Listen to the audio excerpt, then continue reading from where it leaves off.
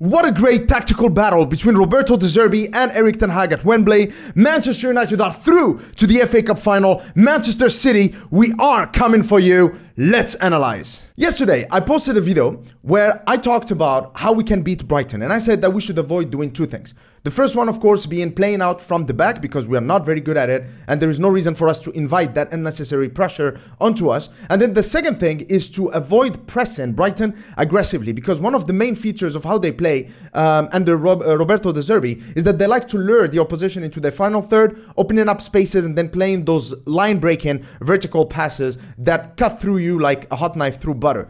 And so I was really curious to see how Manchester United would be set up, and unsurprisingly, Erik ten Hag was also, of course, aware of that. So let's see what Manchester United did. Now, of course, as you can see, we are set up in a way with, four midfielders creating a screen in front of the Brighton centre-backs, and then Anthony Martial trying to cut up the passing lanes between the centre-backs.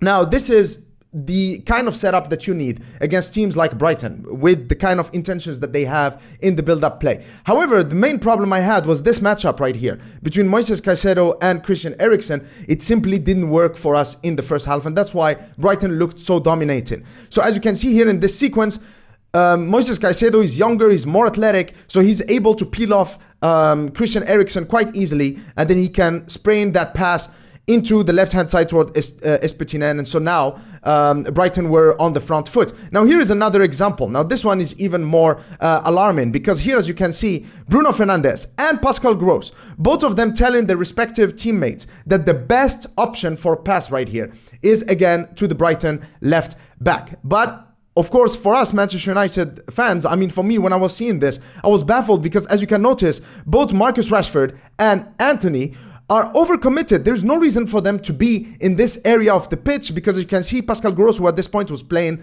as right back, and Espetinien on the left-hand side, who's playing as left back. Nobody's taking them. We don't need 5 Manchester United players right at the edge of the box right here. And so that's exactly what happens. Lewis Dunk with a beautiful pass toward Espetinien. And so this also has led to one of Brighton's main chances in the first half, and Cisso's shot that could have been a goal. And so really, Brighton are really dangerous in these kind of situations. Now here is another example. Again, another build-up by Brighton. All of this, of course, in the first half. Again, the matchup between Christian Eriksen and Moises Caicedo. Now, Robert Sanchez goes towards Lewis Dunk. Now, Bruno Fernandes, in my opinion, here made a mistake, because he's overcommitting to go towards Lewis Dunk, but it should have been Anthony Martial, who should be a little more patient. Now, this frees us Mac Allister over here, so Christian Eriksen sees that he has a dilemma. He has a choice to make. Mac Allister or Caicedo. He makes the wrong choice. He goes towards Mac Allister. Now, Caicedo can find himself in this zone right here, in between these 4 Manchester United players. He can pick up the ball, goes through Marcus Rashford, and then lays it off again to the forward areas towards the left-hand side. So Christian Eriksen definitely was not suited to that role. I think he played very well in that role against Manchester City, for example. But I think maybe he's not match fit yet. Maybe that's why. But I also understand why Erik ten Hag chose to play and start with Christian Eriksen, because especially with Bruno Fernandes playing in that forward position, Christian Eriksen is the only player who can do this. Beautiful pass towards Antony, and then he's also able to receive it in the edge of the box, identifying this corridor right here, finding Bruno Fernandes, and then this should have been 1-0 Manchester United. Great chance. However, in the second half, at around the 60th minute, Erik ten Hag started making changes, mainly introducing this man right here, Fred, and later on Sabitzer, who both of them had like a huge impact on the way we managed the game in the later stages of the game. So here, Fred, the overarching theme with his cameo from Manchester United was that he played like 2 men. It's as if we had 12 men on the pitch, and here is why. So first of all, he's applying pressure on Webster, the right-sided centre-back. And then, of course, the ball goes towards Gross.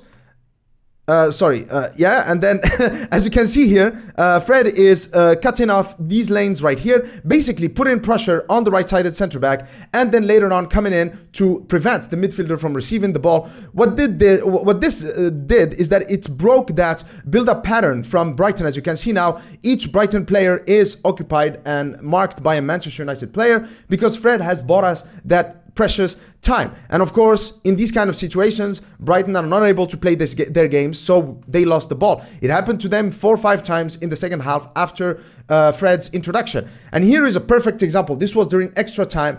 Weghorst, Fred, and Sabitzer are going to combine to press Brighton expertly. Now again, same thing. As you can see, Sabitzer marking Caicedo and Fred on Gross. Both Caicedo and Gross were pretty tired at this point.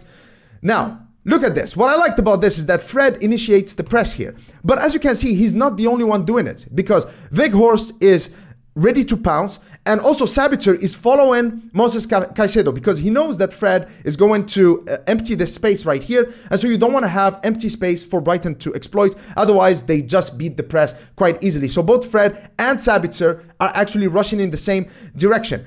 So again, Fred towards Webster. Now again, Sabitzer staying with Moises Caicedo. Now as you can see, Fred first presses Webster, forcing a pass, and then now he's back to intercept that pass between Moises Caicedo and Pascal Gross. Beautiful. Now this is checkmate for Brighton. 3 Manchester United players have the ball. Marcus Rashford over here, and then Bruno Fernandes over there.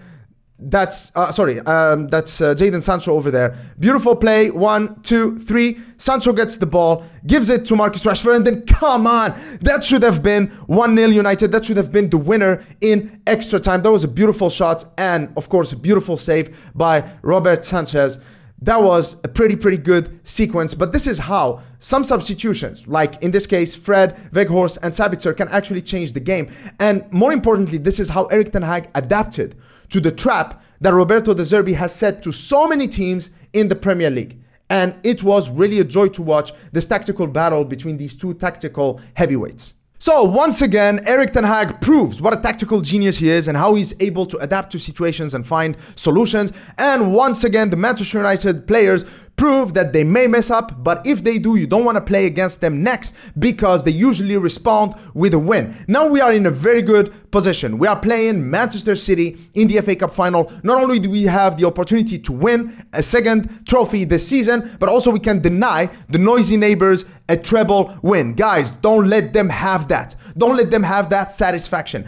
And so this is going to be the last game of our season. So hopefully now we can focus on top 4, and hopefully by game week 36, 37, we would have secured our top 4 status for next season. That way we can just focus on preparing the game against Manchester City at Wembley. What a game it's going to be, and what an ending to the season it would be if we end up securing top 4, winning the FA Cup alongside the League Cup. Exciting times to be Manchester United fan. Guys, keep it up, guys. Keep it up. Please don't disappoint us again. I hope that you've enjoyed this tactical analysis. If you did, please give the video a thumbs up and share it with your friends. Up until next time, cheers.